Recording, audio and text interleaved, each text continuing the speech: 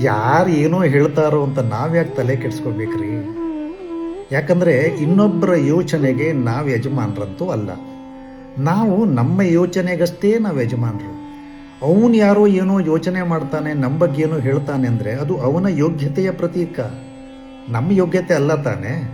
ಅವನ ಯೋಗ್ಯತೆಗನುಸಾರವಾಗಿ ಅವನು ಯೋಚನೆ ಮಾಡಿ, ಅವನ ಯೋಗ್ಯತೆಗನುಸಾರವಾಗಿ ಅವನು ಮಾತಾಡ್ತಾನೆ. ಹಾಗಾಗಿ ಅವನು ಏನೋ ಯಾರದ್ದೋ ಕೆಟ್ಟದ್ದು ಬಂದು ನಮ್ಮ ಹತ್ರ ಹೇಳ್ತಾನೆ ಅಂತ ಹೇಳಿ ಅವನನ್ನು ನಾವು ನಂಬಬೇಕಾಗಿಲ್ಲ.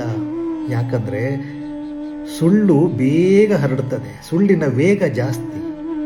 ಅವನು ಯಾವ್ದೋ ಬಗ್ಗೆ ಬಂದು ನಮ್ಮ ಹತ್ರ ಕೆಟ್ಟದಾಗಿ ಹೇಳ್ತಾನೆ ಅಂದರೆ ನಮ್ಮ ಬಗ್ಗೂ ಕೆಟ್ಟದಾಗಿ ಇನ್ನೊಬ್ರ ಹತ್ರ ಹೇಳಿರ್ತಾನೆ.